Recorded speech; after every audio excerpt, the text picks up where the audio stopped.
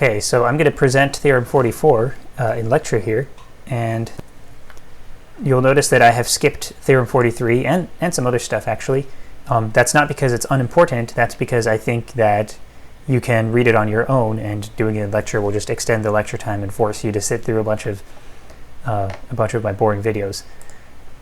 So I'm trying to focus on just giving you in lecture what you can really benefit from, what I think you can benefit from seeing discussed in person. Well,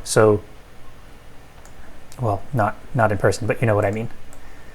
So Theorem 44 I think is worth discussing, and part of the reason is because there are some interesting conventions for how you can write things that we have not run into before.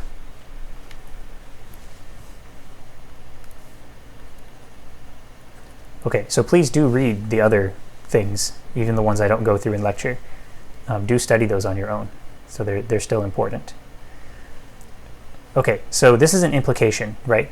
If A is a subset of B and C is a subset of T, then I want to prove that this Cartesian product is a subset of that Cartesian product. So I'm going to assume the left-hand side.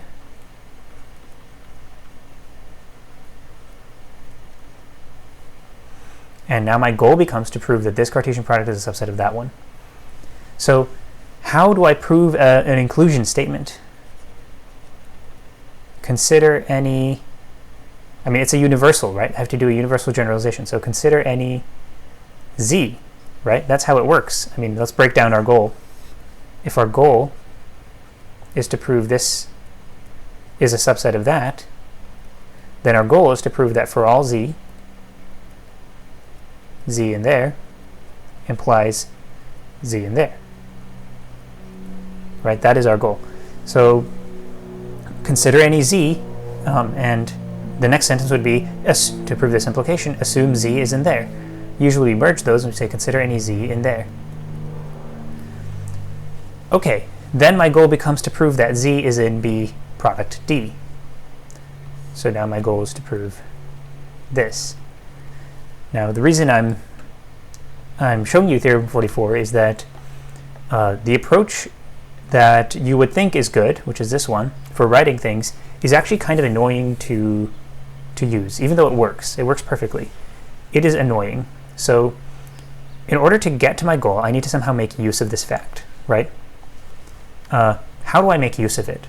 How do I do anything with this? How do I unravel this or unwind it? It looks like I have to use the definition of Cartesian product, right? So up here, but that has an annoying existential quantifier to go through. So I'd rather use essence of Cartesian product. But the situation I'm in is one where this does not apply. I've got consider any z in this product. Theorem 42 is all about what happens when you know a pair is in a product. Z is not currently written as a pair. So, unfortunately, if I wanted to proceed, I have to go through the definition. So now by the definition I know that there's this,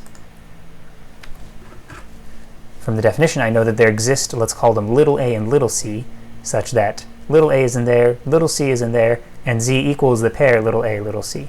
So then I'd have to do existential instantiation. Then let's say we can get, so this is existential instantiation to help me bypass, or not bypass, but handle this existential quantifier. Then we can get little a, little c, such that little a is in big A, and little c is in big C, and z is the pair little a, little c. Now we can go ahead and well, I guess now we have no need for Theorem 42 anymore, right? Since we've already gone through and unwound this. So now we can go ahead and use our assumptions that A is a subset of B and C is a subset of D, and conclude from this that little a is in big B, and so on. Okay, but I don't want to write it this way. I don't want to write it this way. This extra step is annoying. So I'm introducing now a new way of writing some things, which works when you're trying to prove that not just any old inclusion, so what I'm suggesting is not going to work for any old inclusion, but it's a way of writing that works when the left-hand set in your inclusion is a known set of pairs. It's known to have nothing in it but ordered pairs. Everything in it is an ordered pair.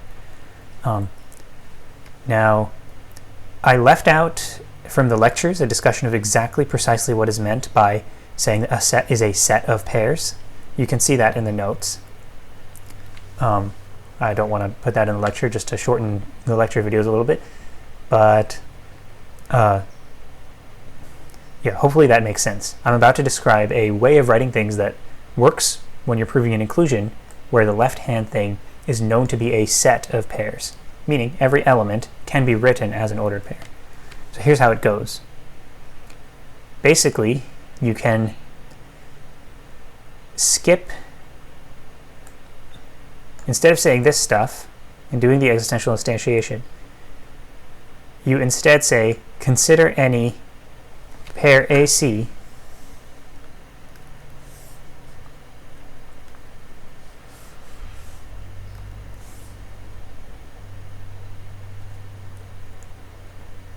in there. So you see, instead of saying consider any Z, I'm saying consider any, and then I'm writing it as a pair right at the outset. If I don't do that, then I eventually still get to this phase where I have pair AC in there, and I can work with that. But I have this intermediary variable Z, which serves no other purpose other than to help me get there. So this is a shorter way of writing things. And we accept this way of writing things when it is known that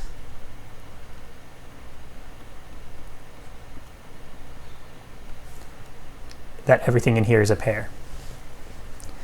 Do you see how this would logically not work if if this set contained things other than pairs? It would not work because here in this universal generalization that I'm using to try to prove this inclusion, I need to work with an arbitrary element of the left-hand side and prove that it's in the right-hand side, right? If I did not know that everything in here has the form of a pair, then this line would not be bringing into the proof an arbitrary element of the left-hand side. It would be bringing into the proof one that is not so arbitrary because I'm assuming it takes the form of a pair. It's like an additional assumption. Here, in this situation, since this is a Cartesian product, I know it is a set of pairs. So this pair really is an arbitrary element of the left-hand side. Okay, then let's finish the proof. The rest is easy. So then, by theorem, whatever is the essence of pairs, essence of Cartesian product, sorry, theorem 42, little a is in big A and little c is in big C. So see, in my writing, I never had to deal with this quantifier.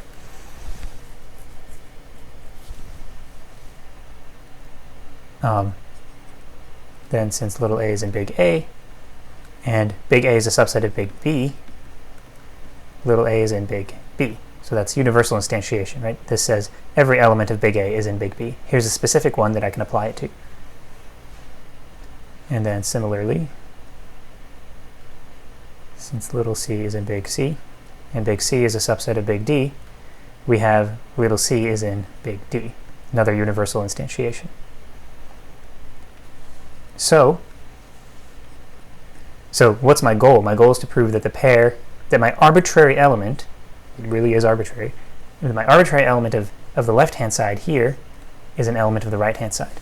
So my goal is to prove that this thing, pair AC, is in B product D. You know, when I was doing this before, my goal was to do this for Z, but Z was just an intermediary temporary variable. Now I'm just not even gonna have that intermediate name. I'm just gonna start out with this, with its full pair name. So my goal is to prove this, and what's a good way to do that is to use this essence of Cartesian product, right? So prove that A is in B and C is in big D. And we have done that. So since A is in big B and C is in big D, by, again, essence of Cartesian product, theorem 42, the pair AC is in there. Okay, so nice short proof that does not introduce the intermediate variable z. If you found this to be super confusing, then I don't blame you. It kind of is. Have a look at the written version in the notes, and you can see both proofs written out in full detail, both versions, the one that introduces the intermediate variable z and the one that doesn't. And you can compare and see what exactly is being shortened into what. So you will see another nice example of this when you look at Theorem 45, so I hope that you will read that one also on your own. And Theorem 46, I think that one was the one I was making your homework. Yep, that's right. So Theorem 46 is your homework. So in this one, you're going to prove that if A is non-empty and you have this inclusion, then you have this inclusion. So this is almost like a partial converse to Theorem 44, the one we just went through.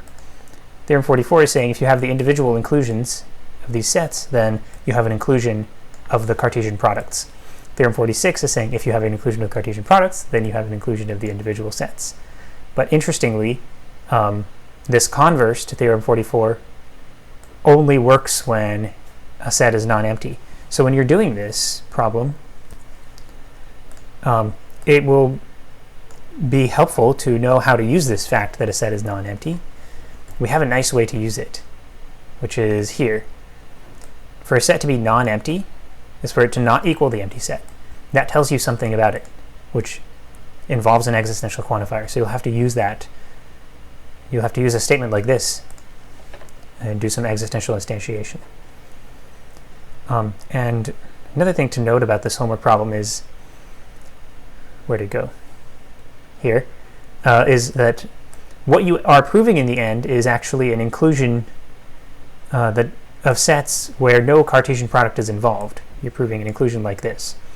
So these comments about how to write this shorter proof with consider any pair, blah, blah, blah, they're not actually, these comments are not so relevant to the homework problem. They'll be relevant to things you'll do later involving Cartesian products. But for now, for this homework problem, it's not too important.